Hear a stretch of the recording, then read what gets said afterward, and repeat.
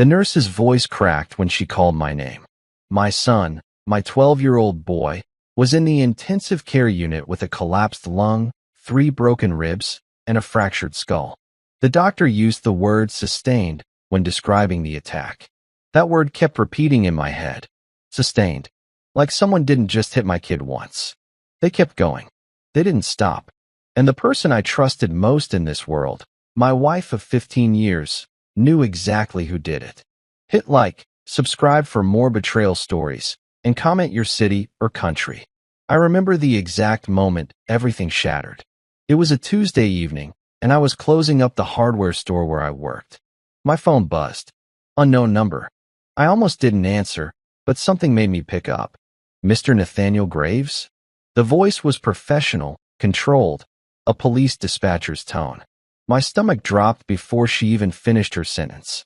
Your son, Marcus, was brought to county medical approximately 40 minutes ago. He's been in an accident. You need to come immediately. Accident. That's what I thought they said. Accident. Like he fell off a bike or got hit by a car. My mind couldn't process anything else. I drove to the hospital in a blur, breaking every speed limit, my hands shaking so badly I could barely grip the steering wheel. The parking lot seemed to stretch forever. The doors to the emergency room felt like they weighed 1,000 pounds. The waiting room was cold and bright in that way hospitals are, fluorescent lights making everything look unreal, like being inside a nightmare you can't wake up from. A nurse with tired eyes pointed me toward the ICU. 3rd floor, room 317. When I walked in, I didn't recognize my own son. Marcus lay in the bed connected to machines that beeped and hissed and kept him breathing. His face was swollen beyond recognition. Both eyes were bruised shut. His left arm was in a cast.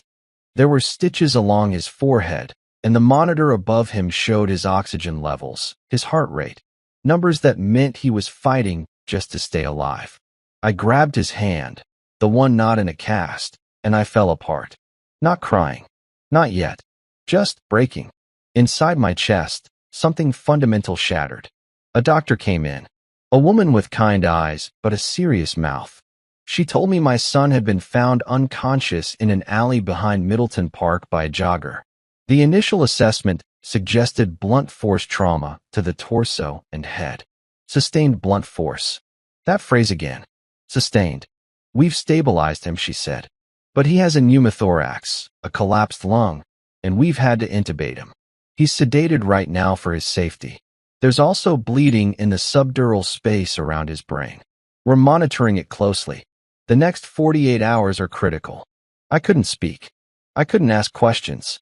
I just stared at my son's broken body and wondered how this happened. How could this happen? Then the police officer arrived. Detective James Collins. Tall, with gray threading through his dark hair and the kind of exhausted expression that comes from seeing too much. He asked if I had a moment to talk. A moment. Like this was something small. Like my son wasn't on life support. Do you know anyone named Adrian Voss? He asked. I shook my head. Adrian Voss is 26 years old. Has a record: assault, drug possession, probation violation. He was identified by a witness who saw the attack. According to that witness, your son was targeted specifically. Voss knew who he was looking for. My brain wasn't connecting the dots. Targeted? He's 12. He's a child. Why would anyone target a child? Detective Collins shifted his weight. He looked uncomfortable. The way people look when they're about to say something that changes everything. That's what we're trying to figure out. But here's what we know. Voss was paid. Someone gave him money and a description and told him to hurt your son. Badly. The witness heard him say it. The room tilted. The walls seemed to close in. Paid. I heard my voice, but it sounded distant. Paid by who? That's the investigation now. We're looking at motive. Family disputes. Business conflicts. Revenge situations. He paused. Do you have any enemies? Anyone who might want to hurt you through your family? I thought about my life. I'm not a man who makes enemies. I manage a hardware store. I go home. I spend time with my family. I coach Marcus's soccer team on weekends. I'm ordinary. Completely ordinary. But then my phone buzzed. A text from my wife, Eliza. Where are you? Why aren't you home? I hadn't even called her. I'd been so focused on getting to Marcus that I forgot to call my wife and tell her our son was in the hospital. I need to call my wife, I said to the detective. She doesn't know yet. He nodded, but there was something in his expression, something that made me look up. What? I asked. What aren't you telling me? We're still investigating, he said carefully. But the witness, the person who called 911, they mentioned someone else was there initially. Someone who spoke to Adrian Voss before the attack. A woman. She drove away before we could identify her. My throat went dry. What did she look like? Early 40s. Dark hair. The witness wasn't entirely clear on details, but they said the woman seemed to know Voss. Seemed familiar with him. I stood up. I walked to the window. I looked out at the parking lot and the city beyond it, and I couldn't move. Couldn't breathe. Mr. Graves? I pulled out my phone. Found our last family photo, taken 3 months ago at Marcus's school event. Me, Eliza, Marcus all smiling at the camera like everything was perfect.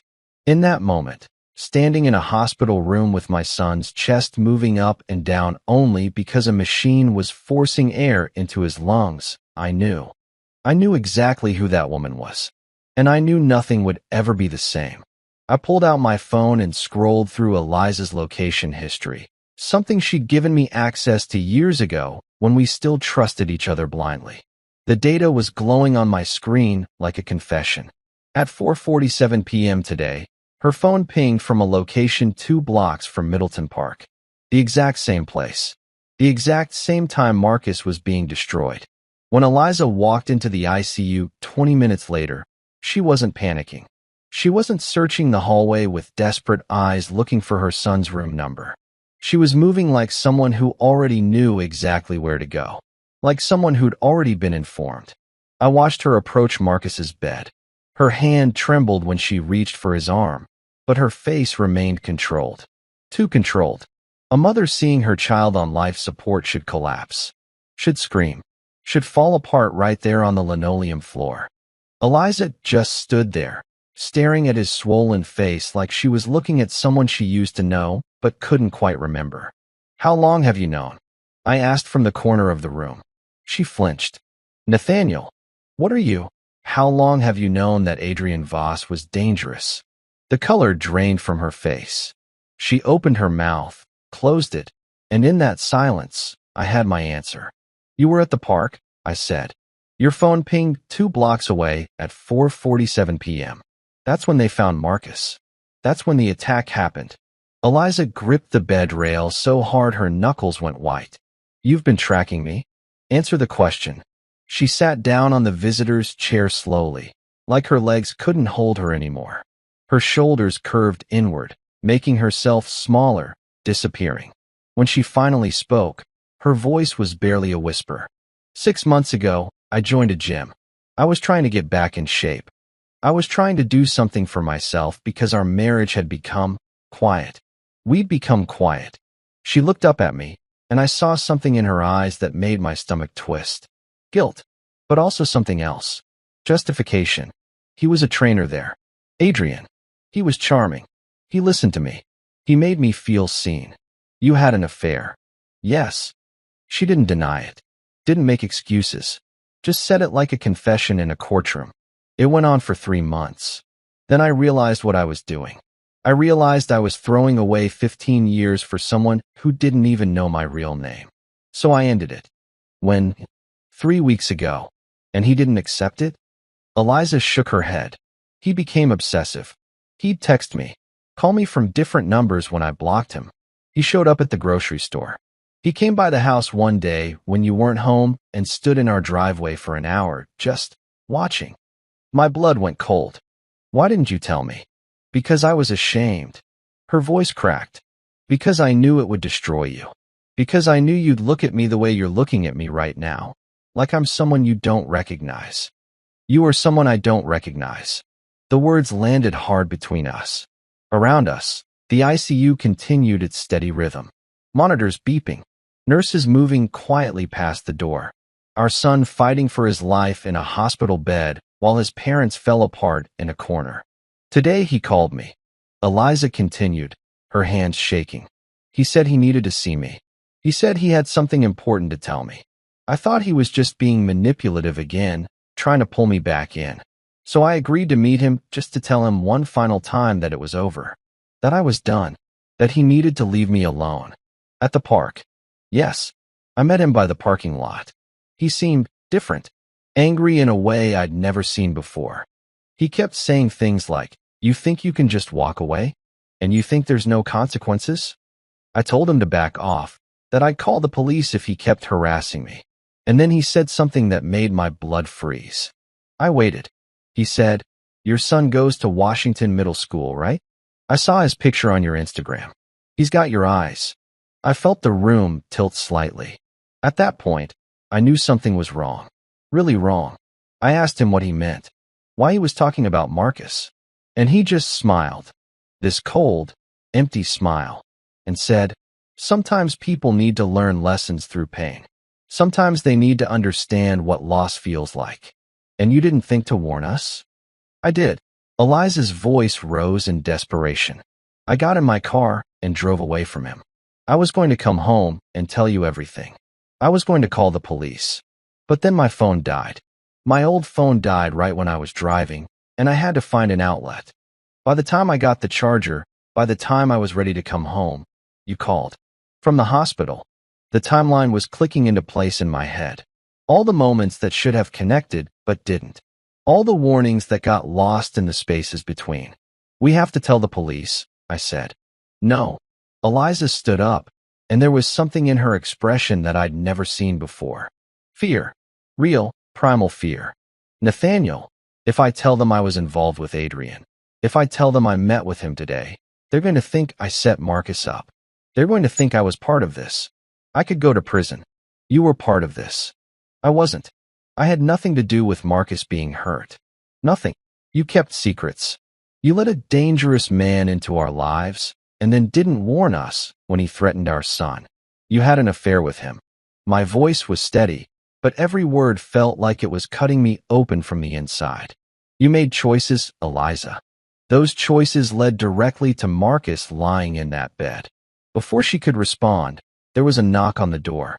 A man in a Navy uniform stood in the doorway. He looked to be in his early 40s, with a scar that ran from his left temple down to his jaw. His eyes were steel gray and completely focused on me. "Mr. Graves? I'm Colin Reeves. I'm a retired Navy SEAL, and I came here tonight because I heard about Adrian Voss." He stepped into the room, and his presence seemed to fill every inch of available space. 3 years ago, Voss attacked me in a parking garage. He tried to kill me, put me in the hospital for 2 months. Eliza made a small sound. Fear, recognition, something breaking inside her. "I've been looking for him ever since," Colin continued, his jaw tightening. "And when I heard about your son, I knew. Voss doesn't just attack random people. He targets them. There's always a reason." His eyes moved to Eliza. "And I think you know exactly why he targeted your son." In that moment, everything shifted. It wasn't just about my wife's affair anymore. It wasn't just about betrayal or lies or broken promises. There was something darker underneath it all. Something Colin Reeves had been hunting for 3 years. And now, my son had become part of whatever that was. Colin pulled a chair next to Marcus's bed and sat down like he had every right to be there. Like this was his investigation, his fight. He didn't take his eyes off Eliza as he spoke. "Adrian Voss has a pattern," he said, his voice low and measured. "He doesn't do random attacks. He targets people connected to situations he blames for his own failures. 3 years ago, he came after me because I testified against his brother in a court case. His brother was convicted of trafficking. Voss blamed me for his family falling apart." I looked at Eliza. Her face had gone ashen. "So this is connected to you?" I asked her. "To something you did before you met Voss?" "No," she said quickly.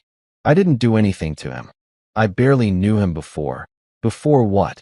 Colin leaned forward. "Before you started sleeping with him? Or before you dumped him?" The way he said it made it clear he already knew the answers. This wasn't an interrogation. It was confirmation. I think Voss approached you on purpose, Colin continued. I think he saw you, researched you, and decided you were going to be his tool, whether you realized it or not. That's insane, Eliza whispered. He was just a man at the gym. That's all he was. Was he? Colin pulled out his phone and showed us a photograph. Adrian Voss, but years younger, standing next to a woman in a wedding dress. This is his brother's wife. She committed suicide 6 months after his brother was imprisoned. Couldn't handle the shame. Couldn't handle being alone. So Adrian's been looking for someone to hurt ever since. The photograph fell like a weight into the room. I realized then that this wasn't about Eliza's affair. This wasn't about a jilted lover seeking revenge on my family. This was something darker. Something calculated. How did he know about me? I asked. That's what I'm trying to figure out, Colin said. Eliza, where did Voss take you? Where did you two meet when you were together? Eliza's hands twisted in her lap. Sometimes at his apartment. Sometimes at hotels. Sometimes in his car. His car. Did he ever drive you anywhere near your house? Anywhere near Marcus's school? Once. After soccer practice. He picked me up and we drove around for a bit. He said he wanted to know more about my life, so I pointed out Marcus's school. I showed him where I dropped Marcus off in the mornings. Her voice broke. But I was just trying to make conversation. You gave him the information he needed, Colin said flatly. School location. Routine. And then your son became vulnerable. I felt something inside me shatter, not metaphorically, but physically. Like my heart had cracked open and everything I was supposed to feel was pouring out of me all at once. Rage. Grief. Betrayal. Helplessness. Why are you here? I asked Colin. How did you even know about Marcus? I've been tracking Voss for 3 years. I have alerts set up for his name, his known associates, any crimes that match his pattern. When I heard about a kid attacked near Middleton Park by someone matching his description, I knew. And I came because I knew the police wouldn't connect all the dots fast enough. Voss is careful. He plans. And if he attacked your son, there's a reason. There's always a reason. The reason is my wife, I said bitterly. Partially, Colin agreed. But I don't think that's the whole story. I think Voss used your wife to get close to your family. The question is why your family specifically. I looked at him. What do you mean? Colin stood up and walked to the window. He stared out at the city for a long moment before turning back to face us. I've spent 3 years researching Voss. I know his patterns. I know how he thinks. And I know that he doesn't pick targets randomly. He picks them because he believes they owe him something. That they've wronged him or his family in some way. Colin's eyes locked onto mine. So my question for you, Mr. Graves, is this. What did you do to him? I've never met him. I don't know who he is. Maybe not directly, Colin said. But indirectly? Through your work? Through something in your past? I shook my head. I manage a hardware store. I go home. I live a normal life. Colin studied me for a long moment, then nodded slowly. Okay, then we need to find another connection. He turned to Eliza. Did Voss ever talk about his family? About why he was angry? Did he ever mention anyone else's name? Eliza thought hard. He mentioned his brother. And his brother's wife. He said she died. He said it was because of the system. Because people didn't care enough to stop bad things from happening. That's not the full story, Colin said quietly. His brother was a criminal. A serious one. And his wife, she made a choice. But Voss doesn't see it that way. He sees it as people betraying him. The room fell silent except for the steady beep of Marcus's monitors. There's something you're not telling us, I said to Colin. Something about why you're really here. Why you're so invested in this case. Colin's jaw clenched. He reached down and pulled up his shirt slightly, revealing a jagged scar that ran across his ribs. When Voss attacked me 3 years ago, he didn't just try to hurt me. He tried to destroy me. He broke 3 of my ribs, fractured my skull, and left me for dead in that parking garage. I spent 6 months in recovery. 6 months thinking about who could hate me that much. He lowered his shirt. And then I started digging. I found out about his brother. About the trial. About the testimony that put him away. And I realized Voss was blaming me for something I didn't do. I was just doing my job as a witness. But you survived, Eliza said. You're here. You recovered. I did, Collins said. But not everyone does. Some people don't get that second chance. His eyes moved to Marcus's unconscious form. Your son might not get that second chance. And if Voss isn't stopped, he's going to keep hunting. He's going to keep destroying families until someone stops him. I felt the weight of that statement settle on my shoulders. This wasn't just about my family anymore. This was about stopping a man who decided that justice meant revenge on anyone he could reach. What do we do? I asked. First, you tell the police everything, Collins said, looking at Eliza. Everything about your relationship with Voss. Everything he said, everything he did. We build a case that goes beyond just the physical attack on your son. And then, I asked. And then, Collins said, turning to face me directly. We make sure he never hurts anyone else again. But first, we need to understand why he chose your family. Because I don't believe in coincidence. And neither does Adrian Voss. Detective Collins arrived 30 minutes later, but Colin Reeves had already planted the seed that would change everything. Before the detective even stepped into the room, Colin had given me a name, a case file number, a connection I didn't even know existed. Your name came up in a legal database, Colin had whispered while Eliza was in the bathroom. I don't know how yet, but it did. When I ran your background against Voss's known grudges, your name appeared. We need to find out why. Collins was a different kind of cop than the one I'd spoken to earlier. This one had a file folder already prepared, already had questions that went deeper than surface level. He sat down across from me in the hospital cafeteria, away from Eliza, away from Marcus's room, and opened his folder. I've been talking to Adrian Voss's cellmate from 2 years ago, Collins said without preamble. Voss spent 8 months in county lockup for an assault charge that didn't stick. While he was inside, he talked about his grudges. A lot. His cellmate documented some of it. I waited. Your name came up, Collins continued. But not in connection with anything you directly did. It was in connection with someone else. Someone named Hunter Graves. My stomach dropped. My brother. Your brother. He died 5 years ago, correct? Yes. Car accident. Collins opened the folder and slid a photograph across the table. It was a police report from 7 years ago. The headline read, Drunk Driving Arrest. Hunter Graves, age 24, blood alcohol, level .18. Your brother was arrested for driving under the influence, Collins said. He was heading home from a bar called the Midnight Room. Do you know that place? I didn't answer. I didn't need to. The memory was already flooding back. Hunter calling me at 2 in the morning, asking me to pick him up because he was too drunk to drive. Me refusing. Me telling him to call a cab or sleep it off in his car. Me being angry at him for the 100th time for making the same mistakes over and over. The arresting officer, Collins continued, was named Marcus Voss, Adrian's older brother, the same man who later went to prison for trafficking. The room seemed to stop spinning for just a moment, then spin faster. Hunter's case was eventually dropped, Collins said. No conviction. But that night, Marcus Voss was the one who arrested him. That night, Hunter sat in a cell for 8 hours. According to Voss's cellmate, Adrian has always blamed your family for humiliating his brother, for putting him through the system when he was just doing his job as a cop. Adrian saw it as the beginning of everything that went wrong for his family. That's insane, I said. We didn't cause any of that. Rational people understand that, Collins said. Irrational people with a history of violence see things differently. Voss saw your brother reject help from a cop he respected, saw his brother get caught up in the system, and blamed your entire family for not treating his brother with enough respect.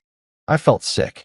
My refusal to pick up my drunk brother 15 years ago had set off a chain reaction that ended with my son in an ICU bed. There's more, Collins said, sliding another document across. 2 weeks before the attack on your son, Voss approached someone at a bar, asked questions about your family, specifically about you, about where you worked, about your routine. Who did he approach?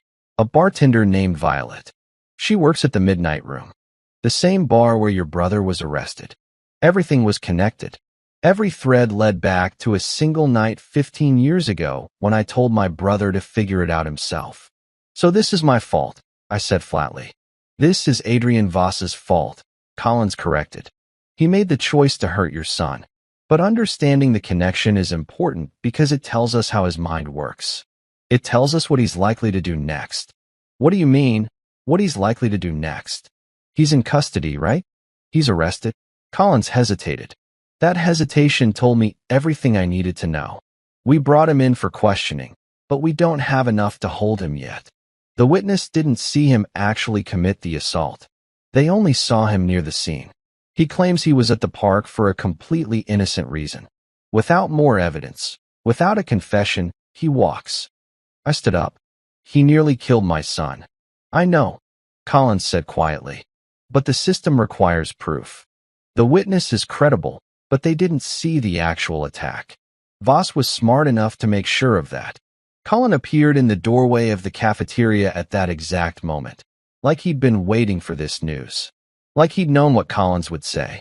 He's being released, Collins said to me, not as a question, but as a statement. Within the hour, Collins confirmed. His lawyer is pushing for it now. I felt something inside me shift. Not break, shift. Like a door opening to a room I didn't know existed inside myself. What happens to him when he gets out? I asked. We'll be monitoring him, Collins said. We have surveillance. We have officers watching his apartment. But legally, he's free to go. Unless he does something else, Collins said, stepping fully into the room. Unless he makes another mistake. Unless he tries to finish what he started. Collins looked between us. I don't like where this is heading. No one's heading anywhere, Collins said calmly. I'm just saying that sometimes justice is a process. Sometimes it takes time. And sometimes people have to protect themselves while that process unfolds. After Collins left, Colin pulled me aside. His scarred face was calm, but his eyes burned with something I recognized. Purpose. Focused, deliberate purpose. Your son didn't deserve this, Collins said. And you didn't cause this, no matter what you might think. But now you have a choice to make. You can let the system handle it and hope for the best. Or you can let me help you ensure that Adrian Voss never hurts another child. What does that mean? I asked, though I already knew the answer. It means, Collins said, that some people only understand one language. And I'm fluent in it. Colin never explicitly told me what he was planning. That wasn't how he operated. Instead, he asked questions. Specific questions that forced me to think about things I'd been avoiding. How long has Eliza been lying to you? He asked as we sat in the hospital hallway while Marcus slept. Not just about Voss. About everything. Because infidelity doesn't start with a single conversation. It starts with small disconnections. Small resentments. Small secrets. I didn't answer immediately. I was thinking back through the past 6 months. The late nights at the gym. The new clothes. The way she'd started checking her phone obsessively. The times she'd seemed distant, like her mind was somewhere else entirely. Longer than she admitted, I finally said. And the relationship with Voss, you believe it was purely physical? Or was there something more? I don't know anymore. I don't know what to believe. Colin nodded like this was the answer he expected. People are rarely who we think they are. And the people closest to us are the best at hiding their true selves. He pulled out his phone and showed me a series of photographs. Adrian Voss in different locations around the city. Voss at a coffee shop. Voss at a gas station. Voss outside a building I recognized immediately. That's my house, I said. That's Adrian Voss doing reconnaissance on your family, Colin corrected. This was taken 4 months ago. Before he ever met Eliza at the gym. Before the affair started. I believe Voss identified your family first, then engineered the relationship with your wife. He used her to get closer, to understand your routines, to find the perfect moment to strike at Marcus. The implications hit me like a physical blow. Eliza hadn't been seduced by Voss. She'd been selected, used, manipulated into becoming a tool in his revenge. So she's a victim too, I said, and the words felt strange in my mouth. Victims and perpetrators aren't always easy to distinguish, Colin said. She made choices. Bad choices. Choices that put your son in danger. But yes, she was also being manipulated by a predator. That doesn't erase her responsibility, but it explains the mechanics of how this happened. A nurse walked past us in the hallway. Colin waited until she was out of earshot before continuing. There's something else I found out, he said quietly. About Voss's brother, Marcus. The cop who arrested your brother. What about him? He didn't just go to prison for trafficking.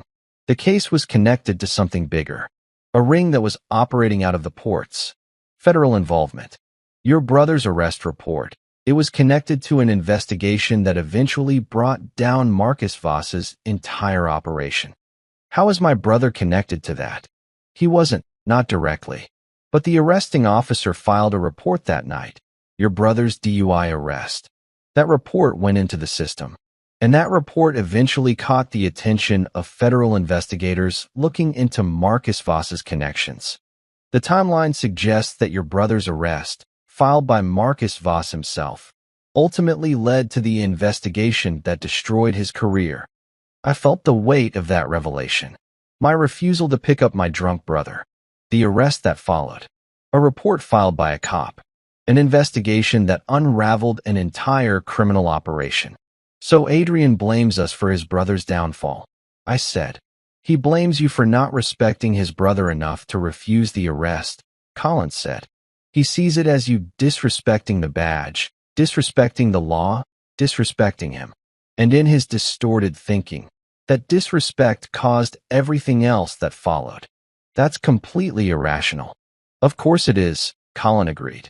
But irrational people with access to violence are far more dangerous than rational ones. They don't follow predictable patterns. They don't respond to logic. My phone buzzed.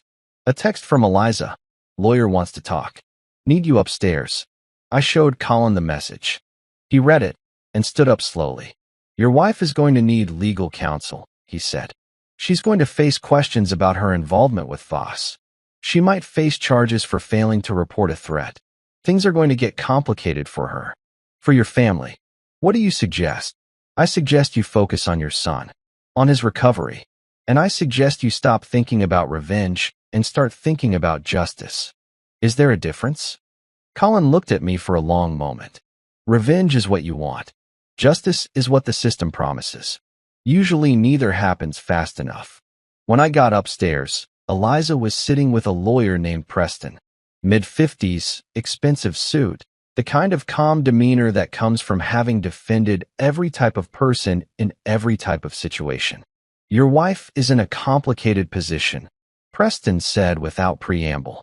She was in contact with a known aggressor. She failed to report a specific threat. However, she also has no direct evidence connecting her to the actual assault. No phone records suggesting she coordinated the attack. No financial transactions. Her presence at the park, while suspicious, isn't criminal on its own. So she's not going to be charged? I asked. Not unless new evidence surfaces, Preston said. But there's another complication. Adrian Voss is being released within the hour. And the prosecutor's office is concerned that he might see Eliza as a liability. Someone who could testify against him. Someone who could provide information about his movements, his plans, his motivations. You think he'll come after her? I said. I think we need to prepare for that possibility, Preston said. Which is why I'm recommending that your family be placed in protective custody, at least temporarily, until we understand the full scope of this situation and until Voss is dealt with through proper legal channels. I looked at Eliza. She looked smaller than I'd ever seen her. Diminished. Frightened. I'll arrange it, Preston said, standing up. You'll need to pack essentials. You'll be moved to a secure location. Your son will stay here under police protection until he's stable enough to be moved. As Preston left to make arrangements, Eliza reached out and grabbed my hand.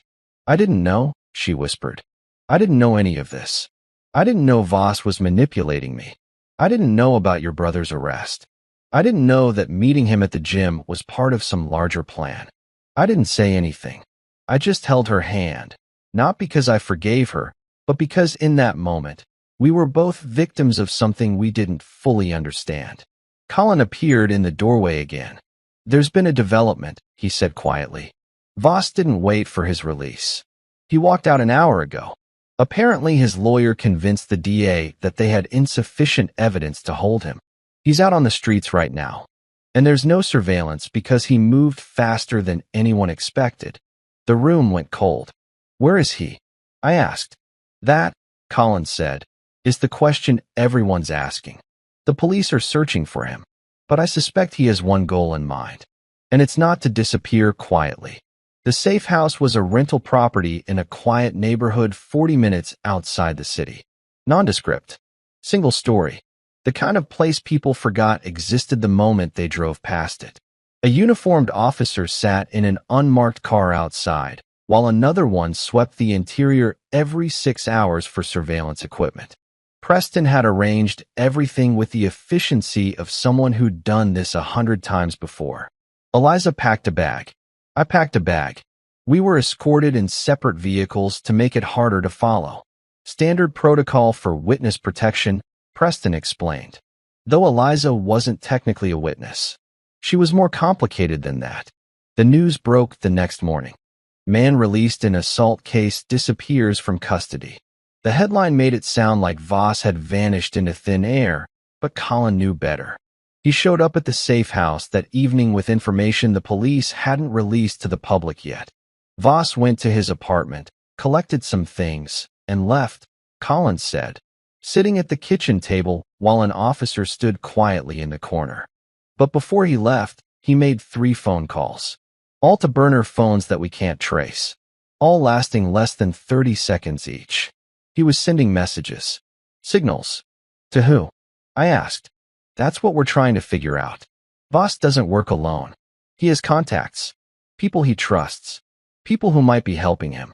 Detective Collins arrived an hour later with search warrant documentation and a grim expression. He set a folder on the table in front of me. We found something at Voss's apartment, Collins said. Photographs of your family. Hundreds of them. Dating back months. Your son at school. Your son at soccer practice. You at work. Your wife at the gym, at the grocery store, at restaurants. He was documenting everything. I opened the folder and felt my stomach turn. The images were systematic. Clinical. Voss hadn't been acting on impulse or passion. He'd been conducting surveillance like a military operation. There's something else, Collins continued. We found correspondence. Emails to someone named Morgan. We've been trying to identify her, but she's careful. Uses encrypted messaging. VPNs. The usual precautions. But the content is damning. He handed me printed emails. Voss to Morgan. The setup is in place. Once I'm done with the kid, he'll understand what loss feels like. Then we move to the next phase. Morgan's response. Don't get sloppy. The timeline is critical. Once the father understands, everything needs to move quickly. What's the next phase? I asked, my voice barely above a whisper. We don't know, Collins admitted. That's what we're trying to determine. But it's clear that your son's attack wasn't the end goal. It was the beginning. Colin had been silent, studying the photographs. Now he looked up with an intensity that made the room seem to shrink around us. Morgan isn't an outsider, Colin said quietly. Morgan is someone with access to information about your family. Someone who understands your routines, your vulnerabilities. Someone close enough to help plan this. That's impossible, I said. I don't know anyone named Morgan. But your wife might, Collins said, turning to look at Eliza. She was standing near the window, her face pale. She shook her head slowly. I don't know anyone named Morgan. Not personally. But, she trailed off, her hands trembling. Adrian mentioned a friend once. He said her name was Morgan. I thought she was just someone he knew from before. I never met her. I never asked questions about her. What else did he say about her? Collins pressed. That she understood him. That she had been hurt by the system too. That she was helping him with something important. Eliza's voice cracked. I thought he meant helping him get over me. I thought she was just part of his support system. Colin and Collins exchanged a look that communicated entire conversations without words. We need to find Morgan, Collins said, standing up. She's the key to understanding what comes next. The investigation shifted after that. Police pulled financial records. They traced phone numbers. They interviewed everyone Adrian Voss had ever known. The picture that emerged was fragmented but terrifying. Morgan was real. Morgan was connected. Morgan had been injured by the system. A case she'd lost custody of her children because of testimony provided by a police officer during a domestic violence case. The officer's name appeared in multiple case files. One of those files was connected to Marcus Voss's arrest record. Another connection. Another thread leading back to the same source. She blames the system for taking her children. A young detective named Paige explained at a briefing. And she's been looking for ways to make people pay. When she met Adrian Voss online through a support group for people with criminal history, they bonded over their shared anger, their shared desire for justice that the system never provided. So this is a conspiracy, I said. They planned to hurt my son together. We believe they planned something larger, Paige said. The attack on Marcus was step 1. But we're still trying to determine what step 2 was supposed to be. Colin stood up suddenly and walked to the wall where police had pinned photographs and connected them with red string. A visual map of the conspiracy. Step 2 is you, Colin said, pointing at me. Step 2 is making sure the father understands loss the way Adrian Voss understands it. Step 2 is destroying your entire world the same way he feels his world was destroyed. What does that mean? I asked. It means, Colin said slowly, that if they succeed, you won't just lose your son. You'll lose everything else too. Before anyone could respond, Colin's phone buzzed. He read the message, and something shifted in his expression. Determination crystallized into action. They found something, he said, at Morgan's last known address. Financial records showing wire transfers to Adrian Voss. And something else. A detailed plan. With names. With dates. With targets. Targets. I heard my own voice shake. Multiple people, Colin said, looking directly at me. People connected to cases that went against Morgan or Voss. People whose lives they decided deserved to be destroyed. Your family is number 3 on the list. Who are numbers 1 and 2? Eliza asked. Colin didn't answer immediately. He just kept staring at that list, his scarred face hard as stone. Numbers 1 and 2 are already dead, he finally said. Murder-suicide. Happened 3 months ago. Police ruled it domestic violence. But we think Voss was involved. We think he helped orchestrate it. And now that we know about the list, we have to assume that everyone else on it is in immediate danger. The room fell silent except for the sound of the officer's radio crackling outside. You need to put this into the courts, I said to Collins. You need to arrest Morgan and Voss before they hurt anyone else. We're working on it, Collins said. But warrants take time. Evidence needs to be solid. And right now, Morgan has disappeared too. She's gone underground. So has Voss. We're looking, but it's like they evaporated. Colin moved toward the door. Where are you going? I asked. To do what the police can't, he said. To find them before they find you. And with that, he was gone. The arrest came exactly 48 hours later. Adrian Voss was found at a commercial storage facility on the outskirts of the city. Police raided it at dawn with full tactical gear.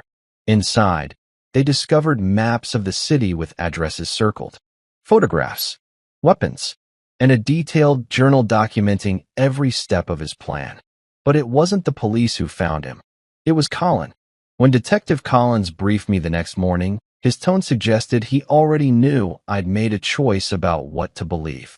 We got an anonymous tip, Collins said, sitting across from me at the safe house kitchen table. Detailed location. Detailed information about what was inside.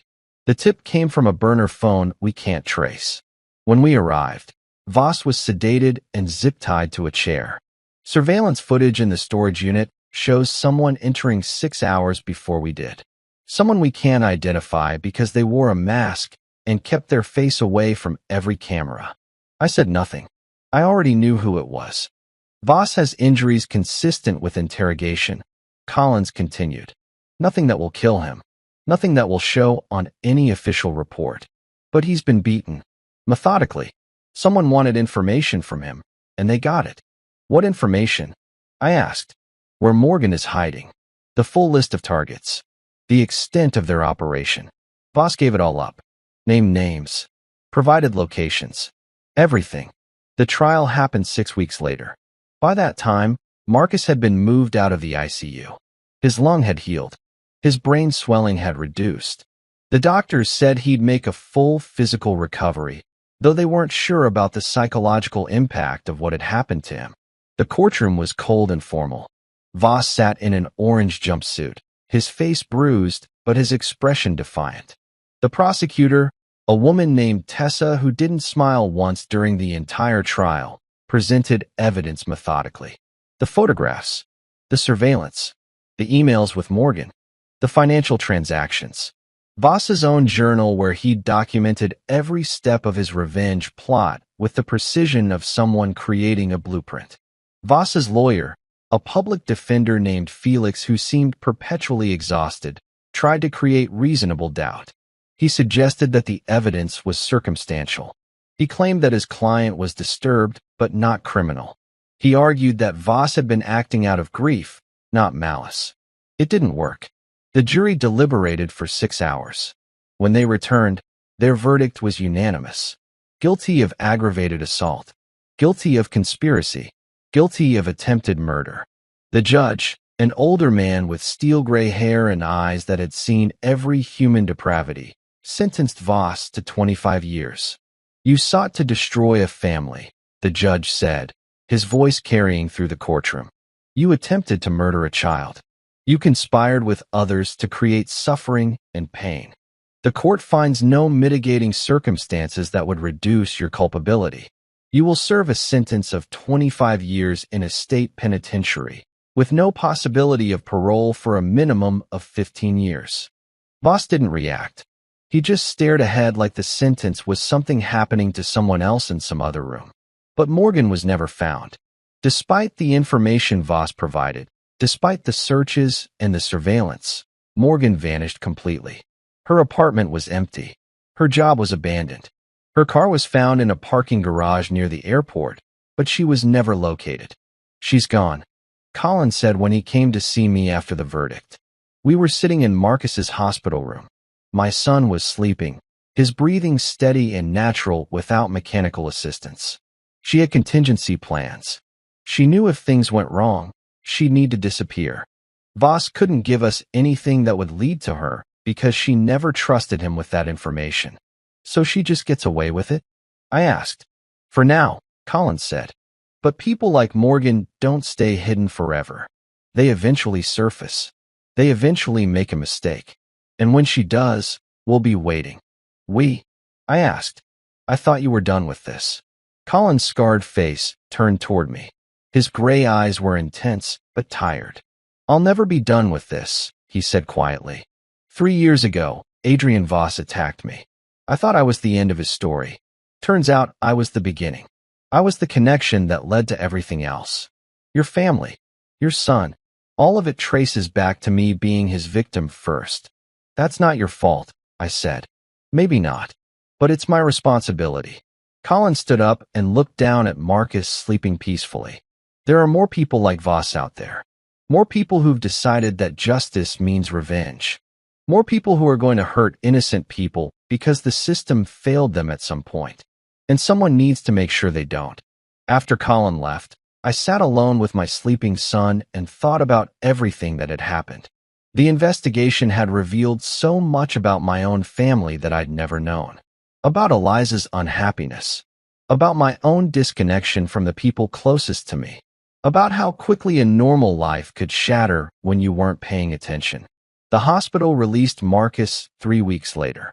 He walked out slowly, still favoring his left side where his ribs were healing. He didn't talk much about what had happened. The therapist said it was normal. Post-traumatic stress manifesting as silence. Eliza had agreed to move back in temporarily. The lawyer had advised it, for Marcus's sake, for stability, for the appearance of a united family front. But everyone knew it was temporary. Our marriage had been built on a foundation of small lies and smaller disconnections. The affair had just been the breaking point, not the root cause. One evening, about a month after Marcus came home, Detective Collins called me. "We found Morgan," he said without preamble. "Where?" My heart rate spiked. "Canada." She'd crossed the border 3 days after Voss's arrest. She was living under an assumed name in Vancouver. But she made a mistake. She tried to access her bank account from an unsecured location. We traced it. Is she being extradited? That's the complicated part, Collins said. The Canadian authorities brought her in for questioning. And she's confessed to everything. But not here. She's going to trial in Canada for her crimes there. Apparently, she wasn't just working with Voss. She had her own operation going. Her own victims. Her own revenge plot that extended beyond what we knew. How many victims? I asked. 3 in the United States. We're still counting how many in Canada. After I hung up, I walked into Marcus's room. He was awake, staring at the ceiling with the blank expression that had become his default. "Hey, buddy," I said, sitting on the edge of his bed. "How are you feeling?" "Fine," he said, which was what he always said. "Do you want to talk about anything?" He was silent for a long moment. Then, why did that man hurt me? I'd been dreading this question, hoping it wouldn't come, but I knew it would eventually. Because a long time ago, something bad happened to his family. And instead of finding real justice, he decided to hurt innocent people instead. He decided you were the one to hurt. "That's not fair," Marcus said. "No," I agreed. "It's not fair. And I'm sorry I couldn't protect you from that." Marcus turned to look at me then. Really look at me. His eyes were older than they should have been. Harder. "It wasn't your fault," he said. "It wasn't anyone's fault. It just happened." In that moment, I realized that my son had already understood something that took most people years to learn. That sometimes terrible things happen. That sometimes there's no logic to it. That sometimes you just have to survive it and figure out how to move forward. And that maybe, just maybe, that was enough. The court case against Morgan in Canada became a media sensation. Every detail was dissected by news outlets across North America.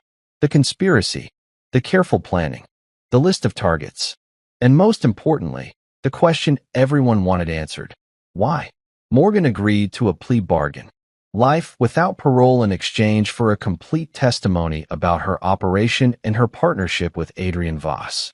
In her courtroom statement, she revealed details that changed how we understood everything that had happened.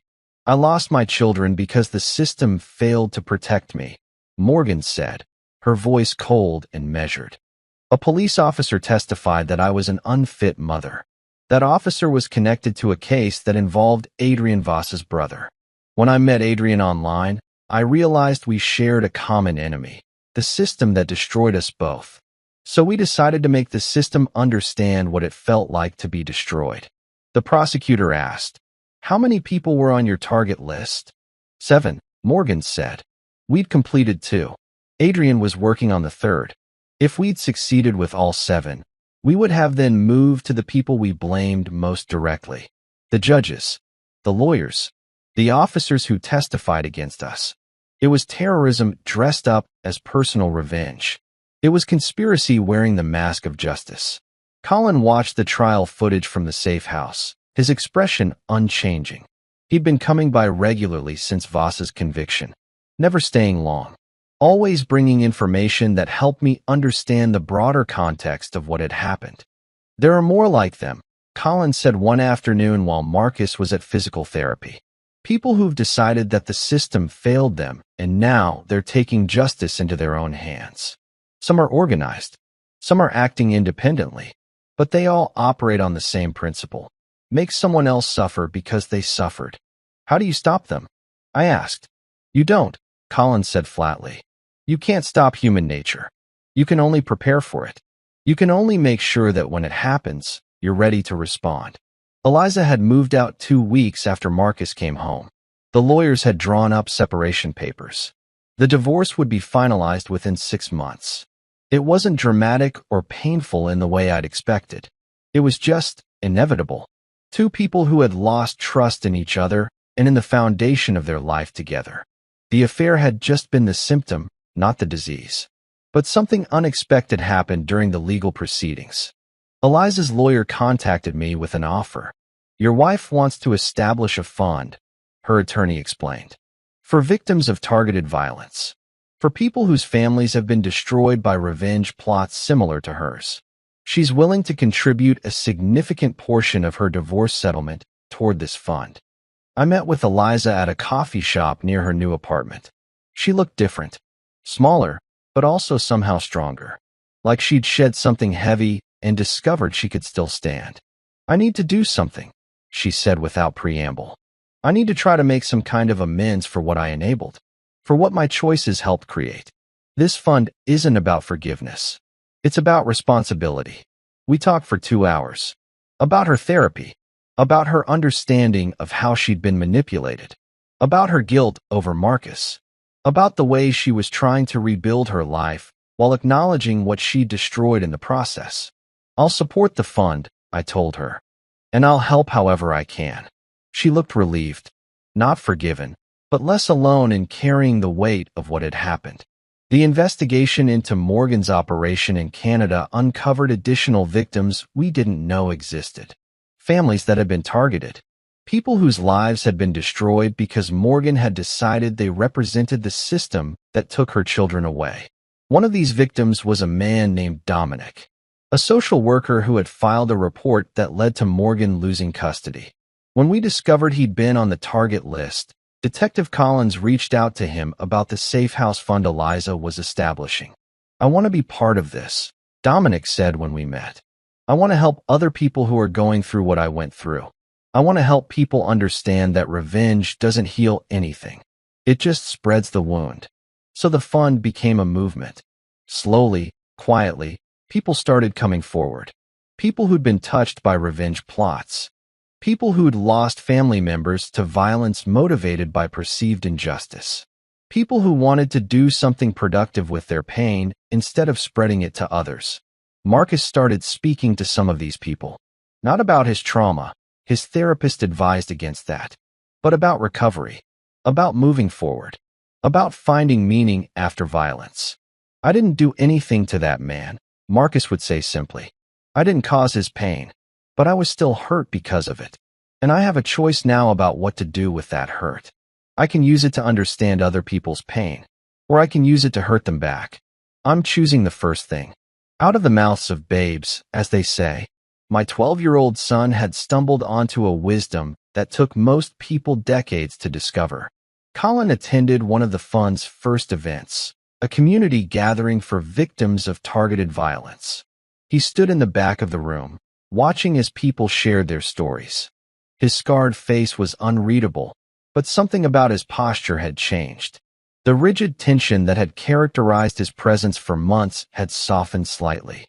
After the event, he pulled me aside. "You're doing something important here," he said. "You're breaking the cycle, creating a space where people can heal instead of seeking revenge. That matters.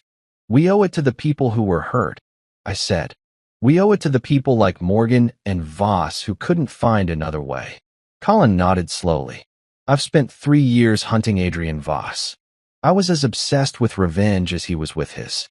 I just wrapped it in a different kind of justice." He paused, looking away. "Maybe this is what healing actually looks like. Not victory, not revenge, just acknowledging the pain and trying to prevent it in others." Before he left that night, Colin gave me an envelope. Inside was a transfer document for a significant amount of money. Anonymous donation to the fund. No name. No contact information. "A lot of people have been broken by the system," Colin said. "Some of us just choose to do something about it without destroying others in the process." Detective Collins was promoted to lieutenant based on the successful resolution of the Voss-Morgan conspiracy case.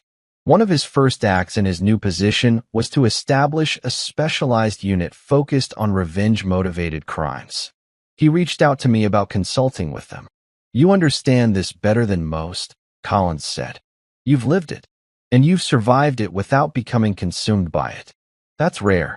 I started consulting with the unit part-time while maintaining my job at the hardware store. Marcus continued his recovery. School became difficult. Other kids had heard about the attack, and some of them treated him differently. But slowly, he adjusted. And slowly, he understood that what happened to him wasn't a defining moment. It was just one moment. One terrible moment in a long life that would contain many other moments too.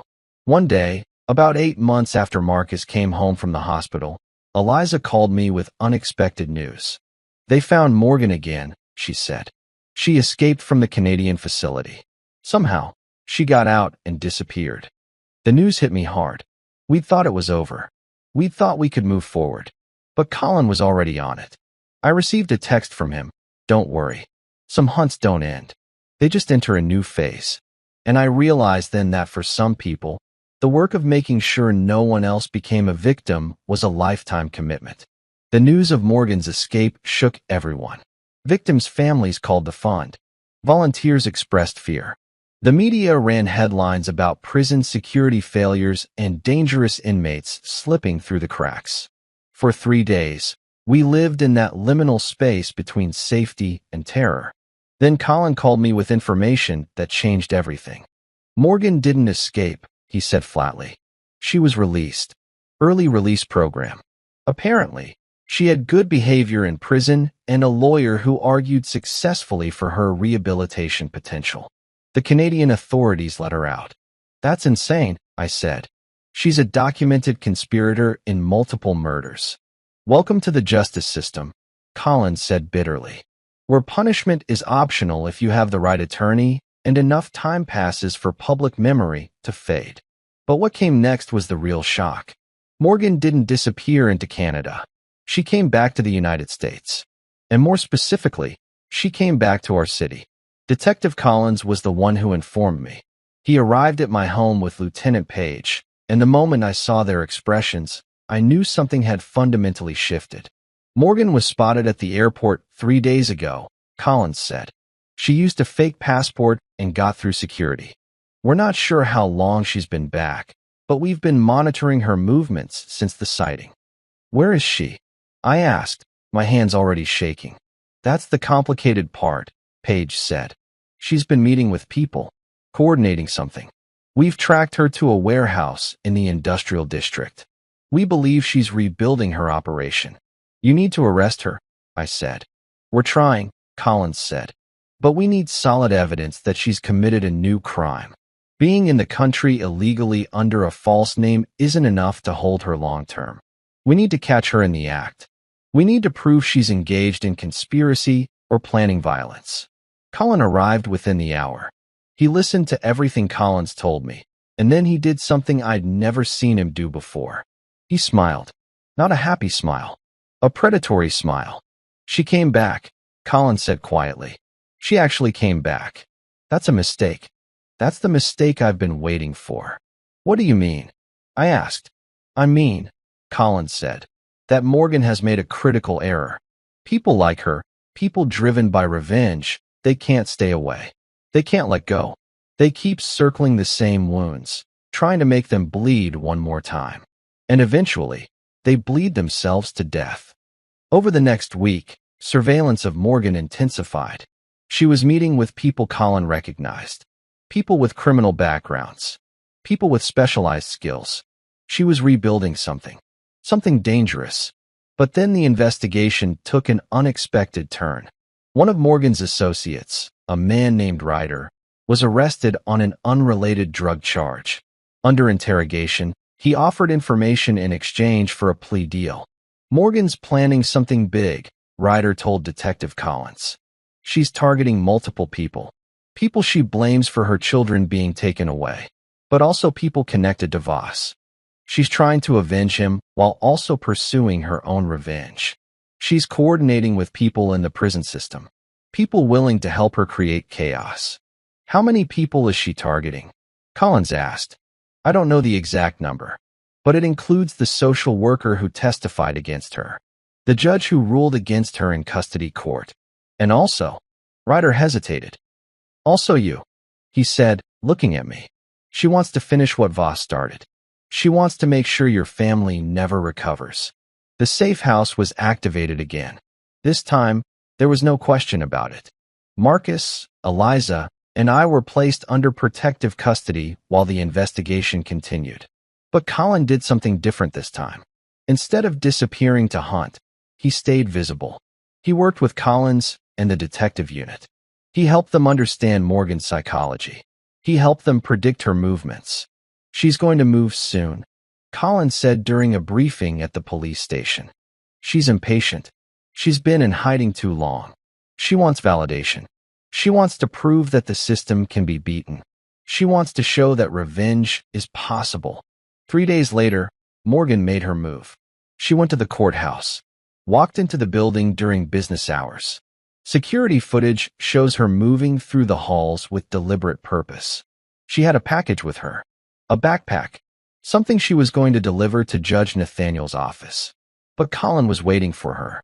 Not inside, outside, in the hallway leading to the judge's chambers. What happened next became the subject of intense scrutiny. Different witnesses gave different accounts. But the official version was this: Colin confronted Morgan. Morgan tried to run. There was a struggle. Colin restrained her until security arrived. But the unofficial version, the version Colin told me later, was different. "I gave her a choice," Colin said, sitting in the visitation room at the police precinct. "I told her she could turn herself in, face justice, and live. Or she could keep fighting, keep hunting, keep spreading the wound. And I told her what would happen if she chose the second option." "What did she choose?" I asked.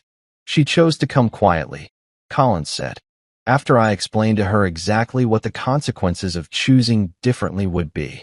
Morgan was arrested and held without bail pending federal charges for conspiracy, illegal border crossing, and violation of parole conditions. But more importantly, the backpack she was carrying was examined, and it contained materials consistent with an explosive device. The federal prosecutor personally tried the case. It was headline news for weeks. Morgan's own testimony during the trial revealed the full scope of her operation. She had been coordinating with people in the prison system. She had been planning simultaneous attacks on multiple targets. She had been attempting to create a wave of violence that would expose what she saw as the system's failures and corruption.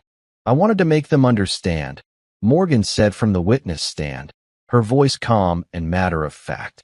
"I wanted them to feel what it's like to lose everything, to have the system betray you, to be helpless while your children are taken away. And I wanted to show that vengeance is possible, that justice doesn't have to come through the courts." The judge, a different judge, one who hadn't been a target, sentenced her to life without parole plus an additional 40 years for the attempted bombing. "You sought to destroy innocent people," the judge said, his voice resonating through the courtroom. "You sought to create terrorism in the name of personal justice. The court finds that you represent an ongoing threat to public safety and will order that you remain incarcerated for the remainder of your natural life." Morgan didn't react. She just nodded like she'd expected exactly this outcome. After the verdict, Colin met with me one final time. We sat in the same coffee shop where I'd met with Eliza months earlier. The same coffee shop where so many conversations had happened that had shaped the course of this entire nightmare. "It's over," I said. It wasn't a question. "This part is over," Colin corrected. "But there will always be other Vosses, other Morgans, people who've been broken by the system and decide to break others in response. The hunt never really ends. It just takes different forms." "Are you going to keep hunting?" I asked. Colin looked out the window at the city beyond. "I'm going to do what I should have done from the beginning. I'm going to stop being a victim and start being a protector. Not through revenge, not through violence, but through vigilance, through understanding how people like Morgan and Voss think, through helping the system work better so fewer people get broken in the first place." He stood up to leave, and I suddenly realized something. "I never thanked you," I said, "for everything you did, for saving my family." Colin paused at the door. "You don't thank someone for doing what they were always meant to do. You just acknowledge it and move forward." After he left, I sat alone with my coffee and thought about everything that had happened. About my brother's drunk driving arrest 15 years ago. About Eliza's affair. About Adrian Voss and his broken heart. About Morgan and her stolen children. About my son, lying in a hospital bed, almost killed for crimes he didn't commit. And I thought about how fragile everything is, how quickly a normal life can shatter, how one decision, one moment, one connection can ripple outward and destroy everything. But I also thought about recovery, about moving forward, about the fund we'd established, about the community we'd built around shared trauma, about Marcus's strength and Eliza's acceptance of responsibility and Colin's transformation from hunter to protector. Sometimes, I thought, that's enough. 2 years had passed since Marcus walked out of the hospital.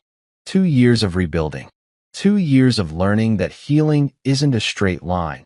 It's a spiral that brings you back to the same places, but from a different angle each time. Marcus was 14 now. Taller. Stronger.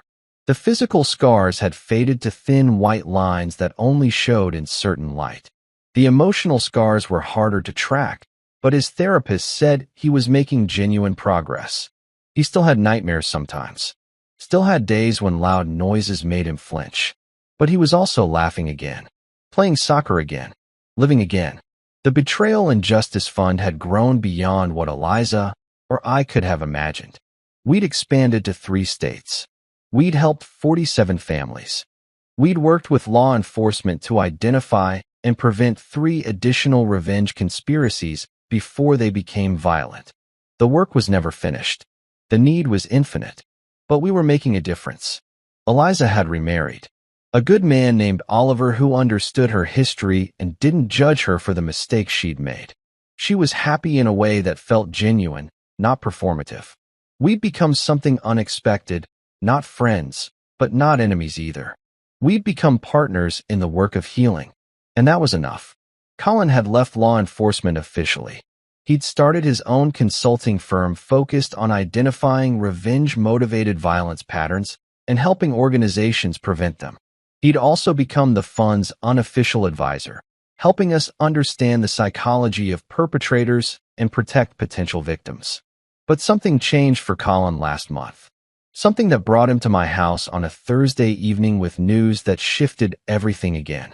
Morgan escaped, he said without preamble, from federal prison. She's gone. Missing for 10 days before anyone noticed because of a clerical error in the system. My stomach dropped. I thought we were done. I thought this was over. Where? I asked. We don't know. But I need you to understand something. Colin sat down heavily. Morgan's escape wasn't random. She had help. Someone on the inside. Someone who risked everything to get her out. And that means she has allies we don't know about. People who believe in her. People who are willing to help her continue her work. What does that mean for us? I asked, thinking of Marcus upstairs doing homework. It means, Colin said carefully, that this fight isn't over. But it also means we're not alone. Because we're building something that Morgan and Voss never could. We're building a community. A network of people who've been touched by violence, but chose healing over revenge. And that's more powerful than any conspiracy. The next morning, I woke Marcus early. We sat on the porch with coffee for him and hot chocolate for me, watching the sun rise over the neighborhood. I need to tell you something, I said. Something difficult. Marcus listened without interrupting as I explained about Morgan's escape. About the possibility that the danger wasn't entirely behind us. About how we'd need to be vigilant, but not paralyzed by fear. When I finished, Marcus was quiet for a long moment. Then he said something that surprised me. I'm not scared, he said. I mean, I am a little. But I'm not like how I was before. I know now that bad things can happen. But I also know that there are people who care enough to protect us. People like Detective Collins and Colin and you and Mom. I know I'm not alone in it. And that makes it different. He was right. That did make it different. That evening, I sat down and started writing. Not a diary entry. Not a confession. But a story. The story of what had happened to my family. The story of Adrian Voss and Morgan and Colin and the journey from victim to survivor to protector. I wrote it all down. Every detail. Every pain. Every moment of grace. Because I realized something. Our story wasn't just about what happened to us. It was about what could happen to anyone. It was a warning and a roadmap. It was a testament to how quickly everything can change and how slowly we can rebuild. I published the story online. Not anonymously. My name. My family's name. Our real story without any embellishment. And the response was immediate and overwhelming. Messages poured in from people who recognized themselves in the story. People who'd been victims of revenge. People who'd been damaged by the system. People who were trying to find their way from trauma to healing. They thanked me for telling the truth, for not sanitizing it, for showing that survival was possible. One message stood out. It came from a woman named Kendra. My daughter is in the hospital right now because someone who felt wronged by the system decided to hurt her. I read your story and I realized I'm not alone. I realized that my daughter can survive this, that we can survive this. Thank you for showing me that healing is possible. I showed the message to Marcus. This is what you're going to do with your hurt, he said. You're going to help other people. You're going to make sure it meant something. 3 months later, Marcus stood up at a community event for the fund and told his story. Not all of it, just the parts about recovery, about learning to live with the scars instead of being destroyed by them, about understanding that what happened to him wasn't his fault and wasn't his identity. When he finished speaking, the room full of families who'd been touched by violence stood up and applauded. And I saw something in Marcus's face that I hadn't seen in 2 years. Not just healing, but purpose. The understanding that his suffering could be transformed into something that helped others. After the event, a young man approached me. He couldn't have been more than 18. His name was Julian, and he was a victim of a revenge plot orchestrated by someone who blamed his father for a business decision that had consequences for the perpetrator. I want to help with the fund, Julian said.